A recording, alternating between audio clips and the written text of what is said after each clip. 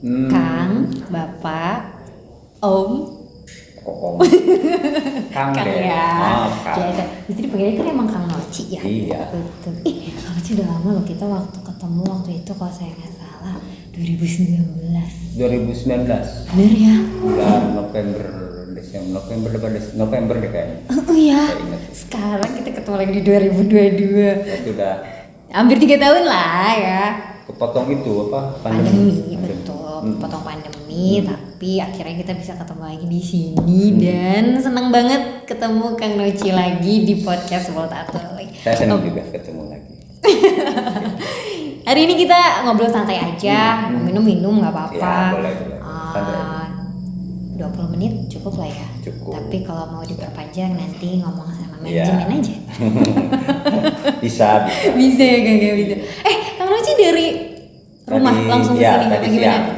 Tadi siang, jadi kenapa hari ini biar sekalian kan besok mau ke Jogja aja. Jadi, Ada acara? ada acara lagi. Waduh, sibuk ya Kang ya? Enggak sih. Enggak sih. Cuma menyibukkan diri sendiri aja. Kalau nggak sibuk kan ya, masa di rumah. Iya betul. Gimana Lebak Selatan? Lebak Selatan ini dalam persiapan mau festival Lebak Selatan lagi 2022. Nanti kayaknya kita ngobrol-ngobrol lagi. Siap, ditunggu banget pokoknya. Sama Volta Tuli FM. Iya betul. Dan kita ketemu sekarang di podcast World Atoy. Membincang seni, tradisi dan budaya bersama Kang Hendriana Hatra yang merupakan aliansi masyarakat adat Nusantara daerah Banten Kidul. Masyarakat lah ya gitu Ya, Kang ya, masyarakat misalnya. adat lah gitulah. Ya. Kalau nama bawa-bawa organisasi jadi kurang ini. Kepanjangan nyebutinnya Jangan juga. masyarakat adat kesepuhan. Nah, gitu. Ngomong soal kesepuhan Kang Noci, ada berapa sih sebenarnya? Kalau ditanya ada berapa, banyak jawabannya. Banyak ya, tapi Iya. kalau khusus di Banten dulu deh. Di Banten itu hasil kan yang mengidentifikasi itu ada kelompok masyarakat, ada juga pemerintah. Itu suka beda tuh jumlahnya. Di Banten sendiri itu diprediksi ya, karena kita juga belum melakukan betul-betul pengidentifikasian. Itu sudah ada sekitar 750 komunitas adat. Banyak ternyata ya. Dari mulai itu Pandeglang, Kabupaten Pandeglang dan Kabupaten Lebak, itu di 2 kabupaten. Di 2 kabupaten. Karena memang sebarannya di situ. Oke. Di Tangerang nggak ada. Oh, Tangerang nggak ada ya? Adanya gedung-gedung tinggi. Yang rekan-rekan kerja yang kerja di pabrik-pabrik karyawan banyak. Betul. Jadi Pandeglang dan Lebak kurang Pandeglang lebih ada dan segitu Lebak. ya. Ya. Tapi kalau saya tidak salah tafsir ya Kang ya, yang paling dikenal tuh Cisungsang ya Kang ya. Semuanya terkenal sih. Semuanya terkenal ya? Semuanya terkenal. Cuman memang karena mungkin dari Cisungsang anak-anak mudanya sering main media sosial gitu ya, sehingga kan naik ratingnya tuh di Google gitu lah. Betul. Ketika orang sering nyebut, sering nulis, sering apa gitu kan, dia akan muncul lebih dulu gitu kira-kira. Menarik nih, kita bakal bahas soal kesepuhan adat Cisungsang juga ya Kang ya. Pelibatannya di anak mudanya. Ya anak mudanya, peran anak muda dan media sosial ya Kang ya. Dan itu saya dorong ke hampir semua kelompok masyarakat adat di Lebak lah ya khususnya. Ya kalau mau ratingnya naik ya harus sering dibincangkan, Betul. gitu, dibicarakan. Betul. Menarik sekali. Kang, ceritain dong gimana seorang Kang Noci ini bisa terjun ke situ gitu, ke masyarakat adat. Jadi pertanyaan bukan terjun. Bukan terjun ya, tapi tapi lebih terlibat langsung gitu. itu ya. deh pokoknya. Karena saya kan punya identitas beda dengan Neng Ayu ya. Karena identitas saya kan kelompok masyarakat adat ada, dan itu kan beda haknya. Ya. Hak kalau masyarakat adat itu dia punya 2 hak. Satu hak pemberian dari negara, hak pendidikan, kesehatan kan dikasih itu oleh negara. Tapi ada hak yang melekat, hak asal usul. Hak melakukan tradisi, hak menjalankan ritual, itu kan juga dilindungi oleh undang-undang. Jadi disitulah perbedaannya begitu antara kenapa ini disebut kelompok masyarakat adat, ini bukan kelompok masyarakat adat. Karena masyarakat soal adat hak tadi itu. Ada hak yang di situ ya, ada memegang hak asal itu. usul, Ya, memegang betul. itu gitu. Betul. Nah, itu yang membedakan gitu. Kadang-kadang ini kan blur juga gitu. Ya. Kang Noci ini udah kayak masyarakat biasa. Iya, saya bilang. Karena saya juga punya hak yang sama dengan Anda semua gitu. Betul. Hak sekolah setinggi-tingginya, segala macam kan, hak kesehatan segala macam. Tapi saya punya hak asal usul yang itu nggak diberikan nggak melekat di pihak di individu yang lain. Nah, ketertarikannya sih karena soal kepentingan soal kepentingan masyarakat adat yang hanya terakomodir waktu itu soal hak pemberian negara saja. Tapi soal hak hak asal usul tadi itu masih ada ketimpangan lah dengan saudara-saudara yang lain. Artinya begini misalkan, oke lah kalau soal hak pendidikan, kesehatan, apalagi itu ya menikmati fasilitas umum segala macam sama ya. Tapi ada hak asal usul tadi itu yang berkaitan dengan hak-hak tradisional masyarakat adat. Nah, itu yang harus didorong agar pemerintah juga atau negara juga hadir di situ. Karena itu amanat undang-undang gitu. Jadi apa yang dilakukan selama ini memang dalam tanda kutip mengingatkan pemerintah, mengingatkan negara kamu punya kewajiban ini. Nah, gitu kan. Nah, disitulah tertariknya karena saya suka tantangan gitu. Wah, ini menarik nih gitu ya, jadi masuklah di situ lebih terlibat gitu. Tahun berapa waktu itu Kang Uci? Masih ingat? Saya karena memang saya masyarakat adat, terlahir sebagai masyarakat adat ya, dari kecil masyarakat adat, tapi ketika masuk ke dunia pergerakan masyarakat adat, saya juga pergerakan gitu, perjuangan masyarakat adat itu di sekitar tahun 2000. Ya, udah mulai mengenal sebenarnya apa sih pembeda antara masyarakat dengan ini. Lalu kemudian haknya apa yang nggak terpenuhi misalkan, terutama kan soal hak tenurial. Tenurial itu hak atas tanah, atas wilayah, itu juga kan menjadi akar masalah selama ini di banyak masyarakat adat gitu ya. Nah, makanya saya tertarik di situ. Gitu. Saya sendiri ASN gitu ya. Saya sendiri ASN terus, tapi karena memang secara lahir dan batin kelompok masyarakat adat ya ada keterikatan untuk sama-sama lah gitu ya. Karena masyarakat adat juga harus menjadi perhatian yang lebih oleh pemerintah, oleh negara karena amanah undang-undang tadi. Oke. Ini menarik sih Kang. Tapi saya mau nanya, ada nggak sih Kang orang yang seperti Kang Uci, katakanlah dia masuk ke dalam masyarakat adat, tapi dia lupa hak asal usulnya nih? Ada nggak? Ada. Oh baik. Banyak. Serius Kang? Kan begini, kalau soal hak itu begini, hak identitas masyarakat adat itu tidak bisa dilepaskan. Karena apa? Dia akan terbawa secara genealogis. Betul. Misalkan orang tua saya masyarakat adat, kakek nenek saya, itu kan ada terus soal respon dan perilaku individunya itu bisa saja tidak sejalan dengan aturan-aturan adat. Nah, itulah yang mempengaruhi perjalanan dan perjuangan masyarakat adat. Dan tidak hanya di kelompok masyarakat adat, bahkan di kelompok masyarakat non adat pun ada yang berperilaku lalu kemudian bertata krama, punya nilai-nilai seperti masyarakat adat gitu. Jadi di banyak kelompok juga ada pasti ada yang seperti itu. Oke, menarik sekali. Aduh, jadi saya bisa tahu perbedaannya kayaknya. Terima kasih. Perbedaannya. Iya. Untuk di Kabupaten Lebak, kita bicara Kabupaten Lebak deh ya. Ada berapa sih kesepuhannya Kang yang ini masyarakat adatnya? Pertama, ada dua saya sampaikan. Yang pertama itu berdasarkan identifikasi pemerintah daerah. Itu ada 522 kelompok masyarakat adat di Kabupaten Lebak. Nah, faktualnya secara de facto itu bisa lebih dari kelompok-kelompok masyarakat adat itu. Tergantung bukan tergantung. Jadi karena waktu itu 2018 pengesahan Perda pengakuan perlindungan dan pemberdayaan masyarakat adat kesepuhan. Sekarang kan udah 2022 nih, 2018. Kok 2018? Iya 2018 kalau nggak salah. Nah, nomor 8 2015. Nomor 8 tahun 2015. Kan sekarang udah sekian tahun ya. Nah, maka ada beberapa kelompok-kelompok masyarakat adat dan memang mereka itu hidup lalu kemudian baru muncul nih gitu. Sehingga itu belum teridentifikasi di Perda itu. Ada banyak. Jadi yang kedua di kami juga di organisasi masyarakat adat juga mengidentifikasi gitu. Jadi ada beberapa ini yang belum masuk ke Perda, ini yang belum masuk ke Perda gitu kan banyak. Gitu kira-kira kalau jumlah ya, dan itu diprediksi sekitar 25% penduduk warga Kabupaten Lebak itu masyarakat adat. Jadi lumayan gitu. Di kita di Lebak bukan minoritas. Bukan ya Kang ya? Bukan. Kalau 25% itu bukan minoritas. Iya betul.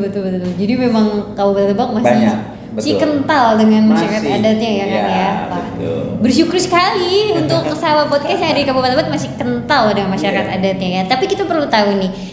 Tadi kan kurang lebih ada 500 ya Kang ya. Kang Noci nggak mungkin sebutin satu-satu. Bisa sampai besok pagi. itu dia makanya. Tapi maksud saya gini Kang, yang katakanlah dia famous, dikenal, mana saja Kang? Jadi di masyarakat adat, tiap kelompok masyarakat adat itu punya khas sendiri ya, punya baik di Lebak, di Sumatera, di mana-mana itu tersendiri. Termasuk juga struktur sosial. Di Kabupaten Lebak itu kita mengenal ada 3 struktur. Ada 3 struktur kelompok masyarakat adat. Yang pertama Pupuhu Kasepuhan. Pupuhu itu induknya. Induk ya. Dia induk lah yang mengatur ke bawahnya gitu. Lalu kemudian di bawahnya itu ada kolot lembur atau sesepuh kampung gitu. Ada yang nyebutnya kolot lembur, ada yang nyebutnya sesepuh kampung gitu. Nah, lalu yang ketiga disebut rendangan atau guru mulan. Nah, ini 3 struktur sosial ini ada di Kabupaten Lebak. Ada ya. Nah, kesemuanya jumlahnya yang teridentifikasi Perda itu 522. Tapi yang induknya ini di Perda itu sudah ada 9. Oh, di 9. Ya, ada 9 yang induk ini ya, yang saya sebutkan induk, dan dia punya kewenangan melakukan pengaturan ke bawahnya. Ke bawahnya masing-masing 9 ini punya masing-masing sesepuh kampung, masing-masing rendangan. Dia nggak bakalan tertukar lah gitu, meskipun dia ada dalam satu desa. Nah, 9 inilah yang menduduki posisi Pupuhu Kasepuhan atau Kasepuhan induk gitu ya. Dan itu sesuai dengan apa yang disampaikan oleh Perda juga, karena kita juga waktu itu ikut sih sebenarnya untuk penyusunan Perda ya, di masyarakat adat. Nah, semuanya ada di Kabupaten Lebak. Ada di Kabupaten Lebak. Jadi saya pikir sih karena kelompok masyarakat adatnya banyak jumlahnya, itu kan ikut memberikan warna wajah Kabupaten Lebak itu ada masyarakat adatnya juga gitu. Seru nih. Kita segmen 2 saya tertarik dengan salah satu, ini mungkin bisa dikatakan induk ya Kang ya. Cisungsang. Iya, induknya, salah satu induknya. Ya, nanti kita bahas Cisungsang ya di segmen kedua. Setelah yang satu ini ada OKT-nya Kang Noci, bisa dilihat dulu ya.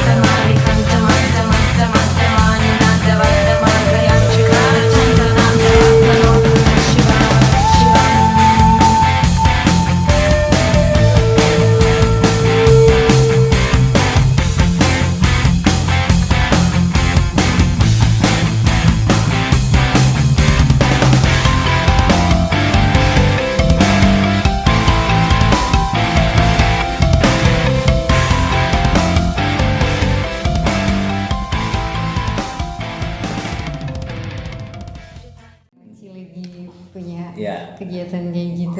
Itu tiap tahun kan kayak gitu? Tiap tahun. Jadi di di semua masyarakat, kelompok masyarakat adat itu pasti ada acara-acara ritualnya. Ada yang bisa dipublish, ada yang nggak bisa. Giliran yang dipublish bisa itu, itulah kan perlu dikemas tanpa mengganggu, tanpa intervensi ke nilai-nilai tradisinya. Iya. Jadi nggak harus ya karena misalkan harus sesuai dengan permintaan pihak lain, misalkan bahkan nilai-nilai tradisinya harus dirubah nggak gitu. Oke. Nah tadi kan kita mau ngulik kesepuhan Cisungsang ya Kang ya. Mungkin tepatnya harusnya saya bilang Banten Kidul ya Kang ya. Ya. Nah, harusnya Banten Kidul ya Kang. Iya oke. Ini kan Banten Kidul kan bersebelahan dengan Sukabumi ya, berbatasan. Menariknya katanya ada beberapa masyarakat di Sukabumi itu menginduk ke Kasepuhan di situ. Ya, jadi begitu begini, kan? Banten Kidul itu kan tidak dibatasi oleh wilayah administratif. Kan beda ya, wilayah administratif itu kan ada batas kabupaten, provinsi. Tapi kalau Banten Kidul itu dia lebih mengacu kepada posisi Gunung Sanggabuana di punggung bukit itu. Kalau yang lihat Pulau Jawa itu di tengahnya itu ada punggungan bukit yang tinggi. Nah itu kalau yang ke arah utara itu masuk ke Bogor. Nah ke arah selatan itu masuk ke Kidul ya. Ke selatan itu udah masuk Banten Kidul namanya. Jadi karena masyarakat adat Kasepuhan itu masyarakat dengan tipologi hidrologi ya. Jadi masyarakat adat yang tergantung dengan air. Nah sumber air itu adanya di gunung, gitu kan, sehingga mereka pasti menjaga soal itu. Jadi Banten Kidul tidak terbatasi oleh wilayah administratif. Ada yang dari Sukabumi, dia masuk Kabupaten Sukabumi, tapi dia menginduk ke Lebak, gitu ya. Ada yang dari Lebak menginduk ke Sukabumi. Oh, ada ya Kang ya? Ada itu, jadi saling silang. Menarik. Karena itu satu wilayah, gitu ya, satu wilayah. Iya. Di situ mereka biasanya punya tradisi atau ritual apa aja? Ya, yang paling fenomenal ya menurut saya, dan itu dilakukan berperiodik secara 1 tahun sekali, itu namanya Serentahun. Ya, kalau di masyarakat Kasepuhan Cisungsang khususnya itu ada namanya ritual Serentahun. Nah, Serentahun itu di berbagai tempat ada, tapi dengan dengan tema, dengan pelaksanaan yang berbeda. Yang membedakan itu ya tergantung keputusan dari ketua adat atau lembaga adatnya. Apakah ini boleh, ini enggak, kayak gitu. Nah di Kasepuhan Cisungsang sendiri sebenarnya ada 2 kategori eventnya gitu ya. Ada yang main eventnya itu yang ritual adatnya, yang itu baku, tidak bisa digeser-geser begitulah. Kalau hari Senin jam sekian mulai gitu. Terus yang kedua itu side eventnya. Kenapa ada side event gitu kan? Kan ini kan harus dikombinasikan, harus disinkronkan gitu ya, biar enggak saling bertabrakan. Karena masing-masing budaya itu kan membawa nilai. Ya. Di Cisungsang sendiri itu ada dua-duanya. Ada dua-duanya. Ada yang kelompok lain itu ada yang hanya main event saja. Side eventnya nggak ada. Side event itu kayak macam hiburan masyarakat, hiburan rakyat gitu ya. Bazar kayak gitu kan, ada yang boleh, ada yang enggak. Gitu. Itu yang membedakannya di situ. Oke, pantas ya waktu Cisungsang Serentahun tuh banyak banget menarik mata publik ya Kang ya. Betul. Jadi memang karena diizinkan, diizinkan. Ya silakan selama itu tidak mengganggu yang ritual-ritual tadi itu yang eventnya. Maka itulah waktu itu saya ajak banyak anak-anak muda untuk ikut gabung juga gitu ya, karena di tangan mereka lah media sosial itu bisa lebih efektif gitu ya. Kalau saya kan udah tua gitu. Seperlunya lah yang anak muda lah yang punya peran itu.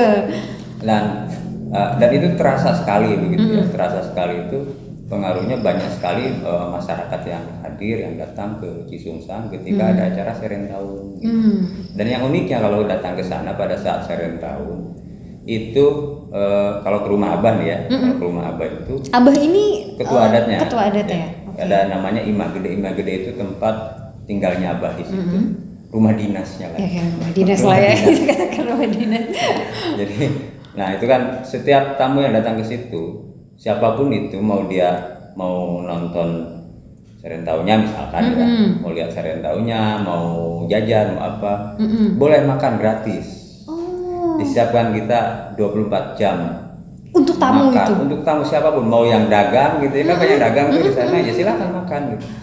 Nah ini pesan sebenarnya dari masyarakat adat, dari Kasepuhan Cisungsang sendiri, bahwa ketika ada acara Serentau itu kan acara syukuran sebenarnya. Iya. Kalau acara syukuran itu kan berarti ada yang disyukuri. Betul. Makanya jangan sampai ada satu orang pun ketika datang ke Cisungsang itu lapar perutnya. Iya. Boleh. Ya. Jadi itulah filosofinya kan iya, ya. Jadi kalau mau makan turun aja makan udah. Oke. Mau berapa kali bolak-balik makan terus nggak apa-apa. Gitu. Selama perutnya masih menampung gitu ya. Jadi jangan sampai ada satu. Bahkan kadang-kadang saya suka keliling gitu, udah makan belum, baru turun makan. Gitu. Nggak boleh gitu. Oke. Gitu. Itu Cisungsang, Serentau. Punya siapa? Kabupaten Lebak. Gitu. Kapan itu Kang nanti? Ya. Di tahun ini udah? 12 September. Oh, belum berarti ya? Belum. Wah, sekalian. Nanti ke sana diundang, nanti kita undang semua. Berangkat ya ke sana ya? Buta Tuli podcastnya. Ya, saya undang semua, timnya semua datang ke sana. Yeah. Kita podcast di sana nanti ya. Mantul. Podcast di backgroundnya itu keren sekali. Mantul banget. Oke. Nanti 12 September berarti ya? Ya. Punya Kabupaten Lebak. Kalau kita bicara panjang lagi nggak bakal cukup waktunya kan. Tapi ini sudah sudah mewakili ya. Cisungsang sudah diperkenalkan oleh Kang Noci, masyarakat adatnya juga sudah diperkenalkan oleh Kang Noci. Tapi saya mau tanya Kang, PR pemerintah untuk masyarakat adat tuh masih ada? Masih. Boleh disampaikan? PR-nya begini, karena kelompok masyarakat adat itu dia punya wilayah adat. Jadi kalau ada kelompok masyarakat adat dia tidak punya wilayah adatnya, saya pastikan itu bukan kelompok masyarakat adat. Betul. Kelompok masyarakat adat jadi-jadian. Kenapa? Ada keterikatan, ada 5 keterikatan antara kelompok masyarakat adat dengan alamnya, dengan tanahnya, dengan wilayahnya. Maka kalau tidak ada wilayah, tidak ada tanahnya, 5 keterikatan itu nggak ada. Keterikatan dia dengan Tuhannya, dengan Sang Pencipta, dengan leluhurnya, dengan manusia, dengan hutan dan alam, dan dengan makhluk lain. Nah itu terjadi di wilayah adat itu. Nah PR-nya adalah mesti diperjelas juga soal kewilayah adatan. Wilayah adat Kasepuhan Cisungsang mana, Kasepuhan Bayah mana, Kasepuhan ini mana, Carucuk mana, Citorek mana. Itu kan harus diperjelas batas-batas wilayah adat. Dan belum ada satu nomenklatur di Kabupaten Lebak ya, di provinsi juga belum ada sebenarnya. Satu ya OPD begitu katakanlah, yang khusus mengurusi soal masyarakat adat. Nah kami karena masyarakatnya banyak, ada tadi saya katakan sekitar 25% dari jumlah warga, dari jumlah penduduk Kabupaten Lebak. Maka ini kan harus ada satu OPD, satu bidang, satu apalah yang khusus membidangi itu ya kan ya. Mengurusi soal masyarakat adat. Nah kalau enggak kan jadi dalam tanda kutip jadi beban. Kenapa jadi beban? Karena yang harusnya satu yang ngurusin, ini jadi kemana-mana nih. Kalau ada yang soal hutan dia ke LH, kalau soal wilayah dia ke ATR, begitu ya. Kalau soal desa dia ke DPMD, kan jadi seolah jadi beban titik-titik kecil itu tadi. Tapi kalau disatukan, maka itu jadi solusi sebenarnya. Mudah-mudahan saja pemerintah juga membuat kerangka-kerangka seperti itu. Itu sih sebenarnya. Itu ya PR yang paling penting itu ya Kang. Soal wilayah adat, karena itu penting sekali. Iya betul penting. Ya. Kang Noci makasih ya. Sudah datang jauh-jauh dari Cisungsang Bayah ke sini. Masya Allah, luar biasa loh perjalanannya. Tapi insya Allah apa yang kita obrolkan hari ini bermanfaat ya. Amin. Saya juga jadi tahu loh masyarakat adat itu ternyata punya 2 hak penting ya. Iya, betul. Berkat Kang Noci. Mudah-mudahan kita bertemu lagi nanti Kang Noci ya. Di lain kesempatan. Festival Lebak Selatan? Festival Lebak Selatan nanti 26 November sampai 4 Desember. Ada lagi ya? Ada lagi. Oke. Dan yang menunggu Serentau Cisungsang. Ada banyak agenda ke depan karena pemerintah sudah membuka ruang-ruang publik juga kan. Oke. Kang Hendriana Hatra, terima kasih sudah datang di podcast Multatuli. Mudah-mudahan nanti kita bisa berbincang lagi ya Kang ya. Amin. Oke. Terima kasih juga untuk Dinas Kebudayaan dan Pariwisata Kabupaten Lebak, DHK Museum Multatuli tahun 2022 dan Kemendikbudristek Republik Indonesia. Kang Ruci, jauh banget, capek nggak?